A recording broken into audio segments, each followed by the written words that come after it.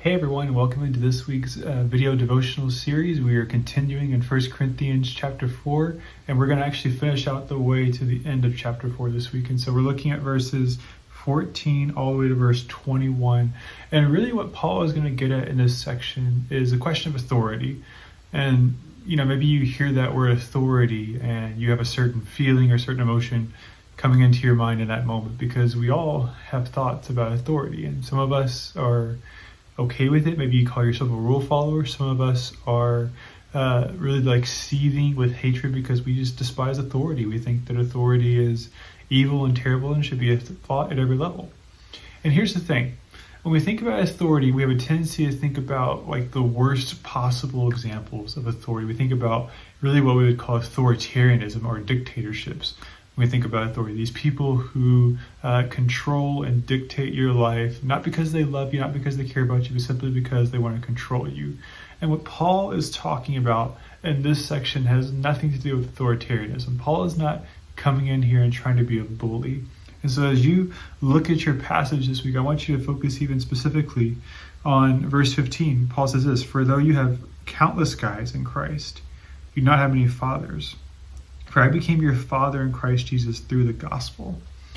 When he says that in that verse there, in that passage, he's communicating something very deep.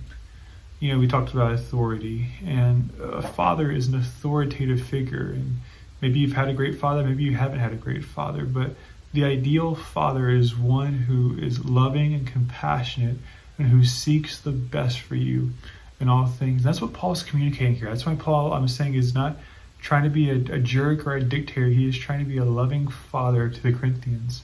He has to correct them. They're walking out of step with the gospel at this time, and he has to correct that.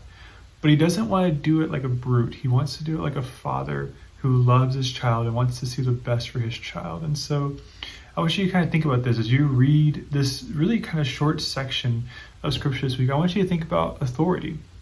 And I want you to think about how you respond to authority. I want you to think about your relationship to authority. You can think about it in different ways. You can think about the relationship you have with authority with your parents. How do you and your parents interact? Do you respect the authority that your parents have over you, or do you try to fight it at every single turn? Think about the authority you have with the church. You think about how do you view the authority that I have as a pastor in your life, or Pastor Mel has as a senior pastor in your life? How do you view that authority? Do you submit to that because you really believe that we love and care for and seek your best at all times? Or do you fight that? And do you think that I'm just going to go against everything they say because I don't want them to rule over me? So often we look at our relationship to authority with physical people in our lives around us, whether it be our parents or our teachers or our pastors or even local police officers. The way we interact with and the way we view their authority says a lot about how we ultimately view God's authority in our lives. And so if you find yourself as a person who is constantly raging against authority and trying to fight it and not to be held down by anybody, I want you to be mindful of that. I want you to be careful of that.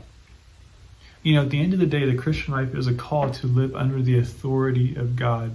And many people don't like that because, again, they think that that is allowing some dictator to rule over their lives. But in the same way that Paul talks about here, this loving, paternal, just caring authority, that's what God exercises in our lives. God doesn't put these rules up to try to make our lives miserable or try to make our lives less fun. God gives us guidance, God gives us morals so that we can most enjoy the life around us and live it to the fullest potential we have underneath his leadership. That's what good authority looks like.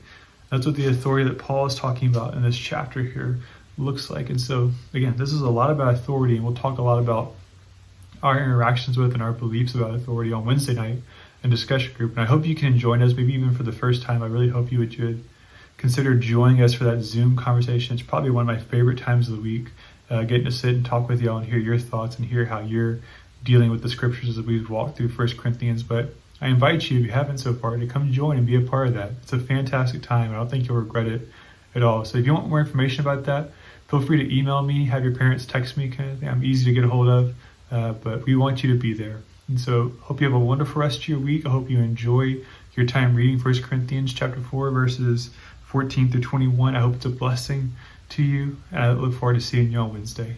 Talk to you later.